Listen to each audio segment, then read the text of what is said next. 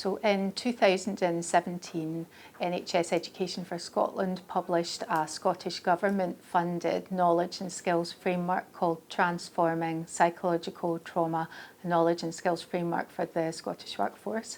It describes 4 levels of practice depending on the level of contact that a worker has with people who've survived trauma.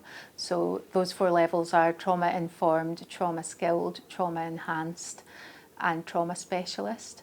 So trauma-informed and skilled levels are probably relevant for those who work in schools, and they focus on the importance of viewing difficulties through a trauma lens, so what is happening to you rather than what's wrong with you. And providing children with safe, consistent, empowering and trustworthy relationships on the basis that the harm that's been done within relationships can begin to be healed in new relationships. And the nurture approach is a great example of this.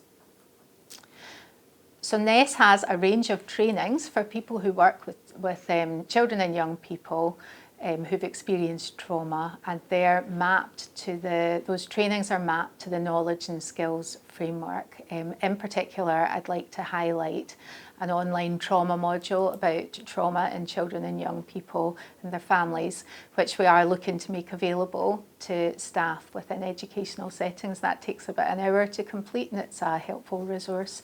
We're also working on a trauma-informed animation that will be widely shared and available, which looks to raise awareness of trauma and its impact on children and young people.